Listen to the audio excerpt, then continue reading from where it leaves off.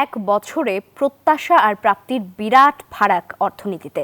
বিনিয়োগে খরা, স্থবির কর্মসংস্থান আর খেলাপি ঋণের জর্জরিত দেশের অর্থনীতি। যদিও মূল্যস্ফীতি নিয়ন্ত্রণ ও অর্থ পাচার বন্ধে অন্তর্বর্তী সরকারের সাফল্য প্রশংসনীয়।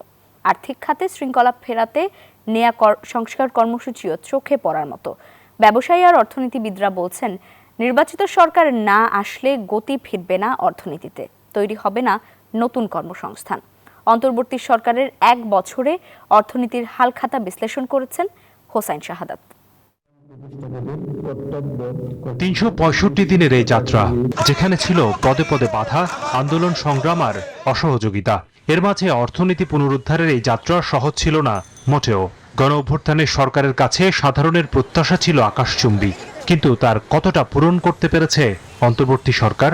এক বছরে আসলে আমরা যেই প্রত্যাশাটা করেছিলাম তার থেকে বেশি প্রত্যাশা, সেই প্রত্যাশাটা পুরোপুরি বাস্তবায়ন হয়নি। বর্তমানে মিডল পর্যায়ে আছে, খুব যে আমূল পরিবর্তন হয়েছে সেটা আমার মনে হচ্ছে না।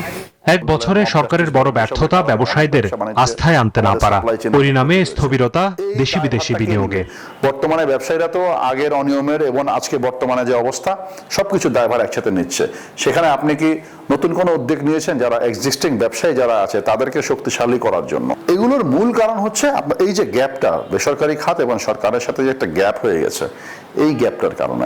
বাংলাদেশ পরিসংখ্যান ব্যুরোর হিসেবে ডিসেম্বর পর্যন্ত দেশে বেকার মানুষের সংখ্যা ২৭,৩০,০০০ ছাড়িয়েছে। বছরের ব্যবধানে বেড়েছে ৩,৩০,০০০। অর্থনীতির ধীরগতির ফলে বাড়ছে দরিদ্র মানুষের সংখ্যাও। বাংলাদেশের উন্নয়ন বিষয়ে বিশ্বব্যাংকের হালনাগাদ প্রতিবেদনে বলা হয়েছে, চলতি বছর ৩০ লাখ মানুষ নতুন করে দারিদ্র্যসীমার নিচে চলে আসতে পারে। বান্ডেল থাকলে প্রতি সেনমানিতে টাকা বাঁচবে।